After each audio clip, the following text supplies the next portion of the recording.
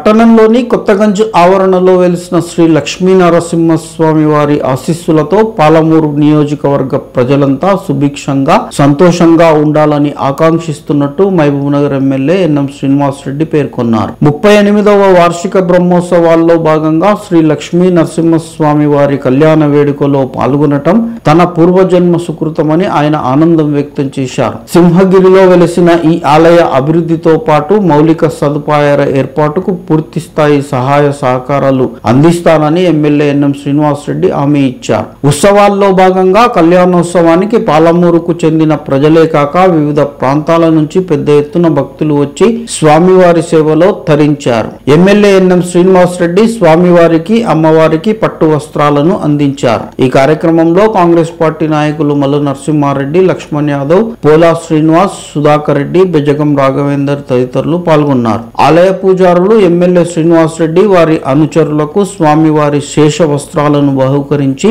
వేద మంత్రాలతో ఆశీర్వాదాలు అందించారు. సింహగిరి క్షేత్రంలోని లక్ష్మీ నరసింహస్వామి ఆలయంలో 38వ బ్రహ్మోత్సవాలు చాలా రంగరంగ వైభవంగా జరుగుతూ ఉన్నాయి. గతంలో లాగానే పెద్ద సంఖ్యలో భక్తులు ఈ బ్రహ్మోత్సవంలో పాల్గొంటూ ఉన్నారు.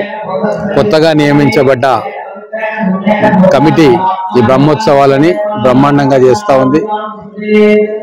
మొత్తం మహబూబ్ నగర్ లోని అన్ని ప్రాంతాల నుంచి కూడా ఈ బ్రహ్మోత్సవాలను తిలకించనీకే ఈ సింహగిరికి వచ్చి వారి కళ్యాణం స్వామివారి కళ్యాణంలో పాల్గొని వారి ఆశీర్వచనాలు తీసుకొని వెళ్ళడం ఆనవాయితీ.